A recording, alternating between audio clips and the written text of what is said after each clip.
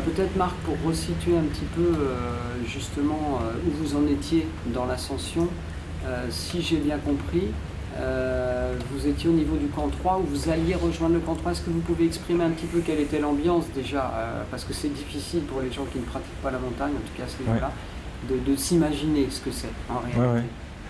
Ouais.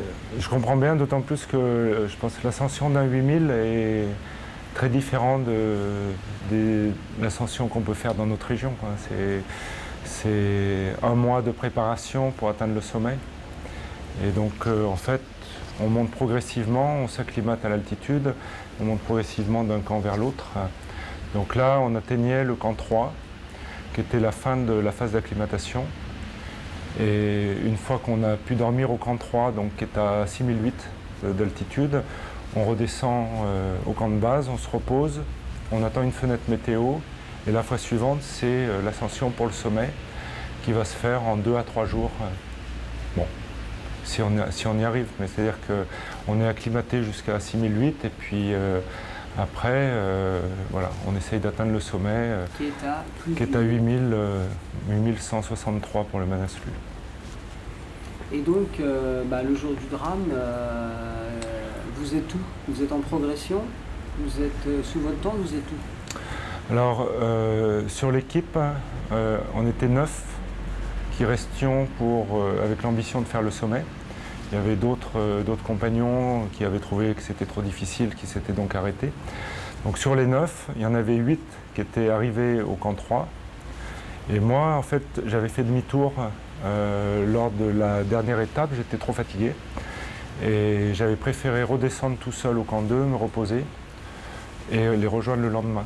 Donc en fait, au moment du drame, c'est-à-dire c'était le dimanche matin à 4h30 quand il y a eu l'avalanche, en fait moi j'étais en progression vers le camp 3 pour rejoindre mes amis. Eux avaient dormi, étaient arrivés la veille. Et donc voilà, moi j'ai été touché par l'avalanche, mais j'étais pas dans le groupe qui était en train de dormir et puis dont les tentes ont été balayées par l'avalanche. Pour décrire la situation, vous étiez crampons aux pieds, enfin... Donc moi j'étais pleine nuit, 4h30 du matin, je me souviens, en fait, il y a eu un changement de temps, il faisait très froid, très beau, il y avait un ciel étoilé magnifique. Et donc voilà, moi j'étais crampon aux pieds, le piolet à la main. Dans ce genre d'ascension, il y a ce qu'on appelle des cordes fixes, c'est-à-dire que les alpinistes, les premiers alpinistes qui passent, comme on fait des allers-retours entre les différents camps, on installe des cordes fixes dans tous les endroits difficiles de façon à nous faciliter la progression. Donc voilà, moi je suivais la trace avec la corde et puis je montais. Voilà. C'était plutôt une matinée qui me paraissait très agréable parce qu'il y avait un temps, enfin même s'il faisait nuit, c'était un temps très agréable pour marcher en montagne. Et tout à coup? Donc moi j'ai entendu au loin un bruit fort qui ressemble à une chute de sérac. Je ne me suis pas trop inquiété parce que c'est vrai que c'est assez classique d'entendre des chutes de sérac ou de la neige qui tombe. Et puis en plus il faisait nuit donc je ne pouvais pas voir ce qui se passait. Donc je ne me suis pas plus inquiété, j'ai continué ma progression. Et puis peut-être une minute après, j'ai entendu l'avalanche qui m'arrivait dessus. Je ne l'ai pas vu, je l'ai entendu. Et puis immédiatement, j'ai senti, dans la même seconde, le souffle, la neige, la glace qui m'a emporté. Enfin, c'était un sentiment effrayant. C'est clair que je me suis dit, voilà, c'est la fin, je vais mourir. J'ai essayé de me retenir à la corde, mais j'ai vraiment eu l'impression d'être un fétu de paille. Et j'ai été emporté, j'ai culbuté sur moi-même, et puis tout d'un coup ça s'est arrêté. En fait, voilà, c'était la fin de l'avalanche, elle s'est arrêtée d'elle-même. Je me suis retrouvé au milieu des crevasses, mais il n'y avait pas d'obstacle, quoi. Donc, toujours conscient? Conscient, oui. Complètement perdu et choqué, avec immédiatement l'impression, le bonheur d'être vivant. Je me dis, je m'en suis sorti. Enfin, c'était comme quelque chose de très impressionnant pour moi. Quand j'ai été pris dans l'avalanche, il y a même si j'étais sûr de mourir, il y a une lucidité incroyable. J'avais l'impression de comprendre ce qui se passait. Enfin, puis voilà, ça s'est arrêté. Je me suis relevé. Enfin, au début, j'avais essayé de faire un peu un espace de neige en me disant c'est les réflexes qu'on a, il faut avoir de l'espace pour respirer. Et puis je me suis redressé, puis en fait j'avais de la neige jusque seulement 1 mètre de neige. Enfin, je suis sorti. Je suis descendu peut-être 200 ou 300 mètres par rapport à où j'étais. Et je suis arrivé au niveau des tentes qui avaient été balayées par l'avalanche et par le souffle. Et je voyais tout plein de petites lampes s'allumer. C'est tous les gens qui étaient en train de dormir, qui avaient peur, voilà, qui se demandaient ce qui se passait. Moi, j'étais déboussolé. J'ai retrouvé le chemin de la tente, j'avais froid, je me suis recouché, je me suis mis dans le sac de couchage avec la doudoune pour essayer de me réchauffer. Et voilà, j'étais heureux d'être vivant et à aucun moment j'avais pensé qu'il y avait un drame bien plus grave qui s'était passé au-dessus, quoi. Ça, je l'ai su après, quoi. Le mot que vous avez employé est étonnant, lucidité, vous avez dit. Ouais. Lucidité. Oui, je me rendais compte de ce qui m'arrivait, je me sentais être tournoyé en l'air, emporté par l'avalanche, mais je sentais ce qui se passait, quoi. Il y a une grande lucidité, ouais. C'est l'impression que j'ai eue. Et en même temps, on dit souvent quand on frôle la mort, qu'on revoit des événements importants. Et moi, ça a été pas du tout mon cas. Et ouais.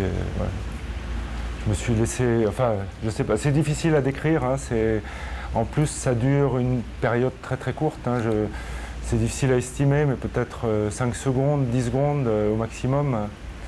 Et surtout quand ça s'est arrêté, le calme et le fait de se sentir vivant, ça c'est quelque chose qui est... Voilà, autant je me rappellerai du moment où je me suis senti pris par l'avalanche et je me dis voilà c'est fini. Autant le moment où ça s'est arrêté et puis j'ai réalisé que j'étais vivant, je me suis rendu compte que j'avais une chance extraordinaire. Et justement, après un événement de ce type, est-ce qu'on voit les choses différemment, je veux dire ?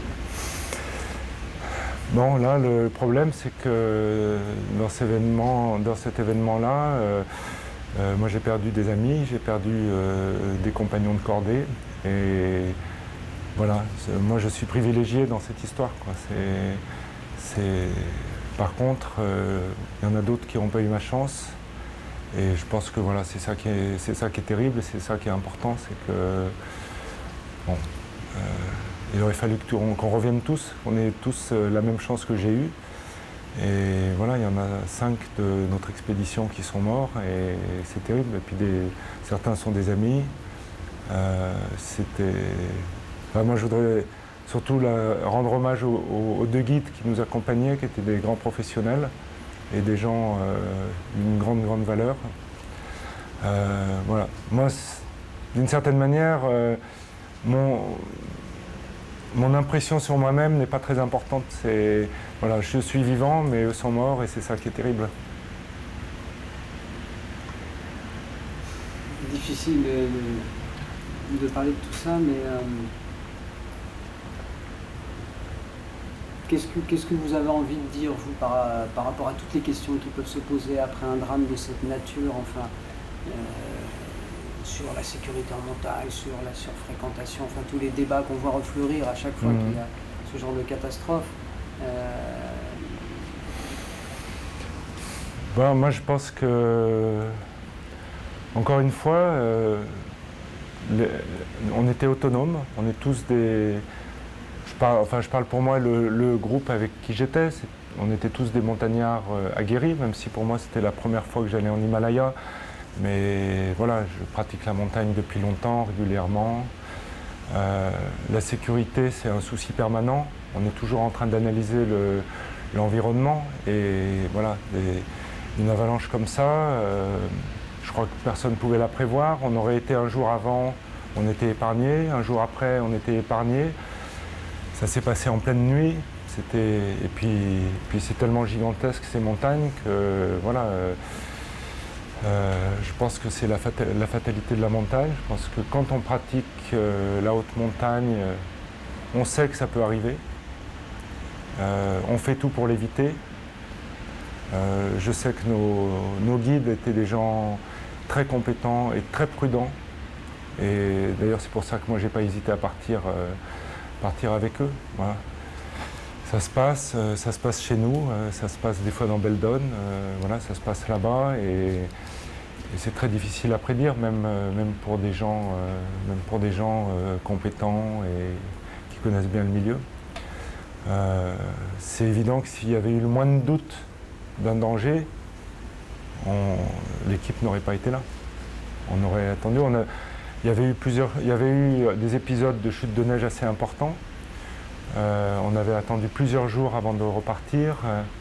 Voilà, je crois que les éléments qu'on avait en main nous permettaient de penser qu'on pouvait raisonnablement continuer notre progression en sécurité. Voilà, je crois qu'on s'est trompé, mais je pense que la montagne, c'est difficile. Voilà, il y a un aspect qu'on ne contrôle pas. Et quand ça arrive et voilà. On sait qu'on peut être confronté à ce genre de situation. Bien sûr, si on peut l'éviter, on va l'éviter, quoi. Qu'est-ce que vous pensez que vous retournerez en Himalaya?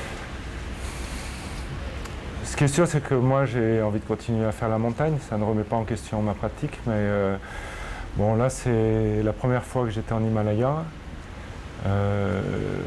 Je suis parti parce que j'étais très ami avec le guide Ludovic Chaléa et que lui me donnait l'opportunité de découvrir une autre dimension de la montagne, puis quelque chose d'un peu mythique, hein, ces 8000, ça fait rêver, je pense que ça fait rêver tout montagnard qui pratique régulièrement. Donc moi c'était une chance, une opportunité, je savais que je pouvais y aller en toute sécurité, j'avais une grande admiration pour Ludovic.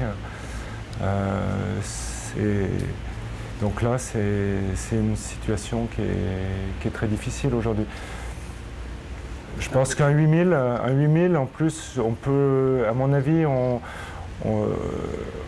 peut vraiment l'apprécier quand on a terminé c'est-à-dire que c'est très particulier. On attend beaucoup, on met beaucoup de temps à s'acclimater. On fait finalement relativement peu de montagne quand on fait une expédition comme ça.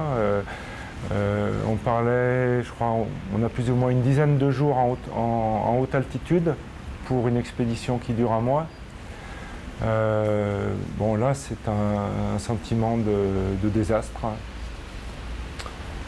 Est-ce que je retournerai en Himalaya? Je pense que ça dépendra des rencontres que je ferai. Moi, la montagne, je la conçois avec des amis.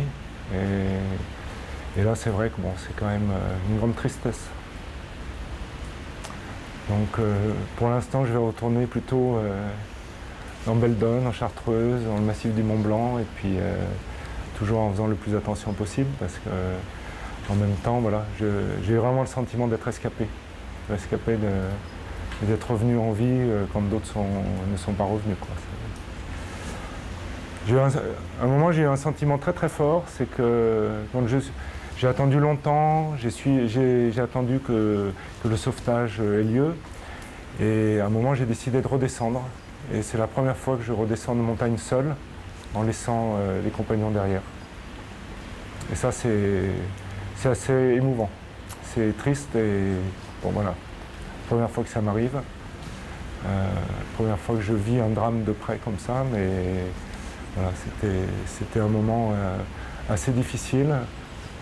Il y a un guide français qui était dans le coin qui m'a accompagné dans la descente, qui a bien senti que j'étais un petit peu perdu. Lui-même est toujours sur place. En fait, il a perdu un de ses meilleurs amis. Donc ce guide, il s'appelle Serge Bazin, il est souvent sur Grenoble, sinon il est basé sur Chamonix. Et son ami, c'était Rémi Lécluse, qui est mort avec un de ses clients. Donc lui, c'était une autre expédition. On est rentrés tous les deux avec un grand sentiment de tristesse. Merci Marc. Merci. J'en prie.